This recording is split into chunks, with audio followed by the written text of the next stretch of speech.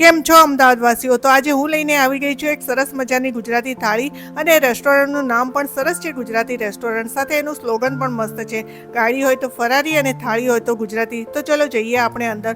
અંદરનો નજારો પણ નામ જેવો સરસ છે. તો ચલો જોઈએ આજે જમવામાં શું શું છે અને પછી ટ્રાય કરીએ. તો પહેલાં આવી ગયું છે પાણી અને વેલકમ ડ્રિંક, પછી આવ્યું કચુંબર, અથાણું અને ચટણી. આજે તો સ્વીટમાં હતો મારો ફેવરેટ કેરીનો રસ અને બીટરૂટનો હલવો, સાથે ચાટ અને પાપડ પણ આવી ગયા. આજે ફરસાણમાં હતા ઢોકળા અને કચોરી. હવે મેઇન કોર્સમાં 4 જાતના શાક હતા, જેમાં રસાવાળા બટેકાનું શાક, અચારી પનીર, ફ્લાવર વટાણાનું શાક અને મગનું શાક. અને ગુજરાતીઓને તો છાશ તો જોઈએ જ, તો આવી ગઈ છાશ. સાથે ગુજરાતી દાળ કે ગુજરાતી કઢીને ઓપ્શનમાં લઈ શકાય. આની સાથે પૂરી, રોટલી અને ભાખરી પણ મળી જશે. તો હવે લાસ્ટમાં આવી ગઈ ખીચડી અને ભાત.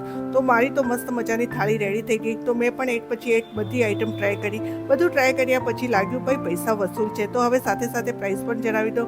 એડલ્ટ માટે છે 400+ જીએસટી અને 5 થી 10 વર્ષના બાળકો માટે 250+ જીએસટી. અહીં તમે એકદમ ગુજરાતી ઓથેન્ટિક સ્વાદ મળશે. તો પૈસા તો વસૂલ છે. અહીં તમે એક વખત આવશો તો વારંવાર આવવાનું મન થશે.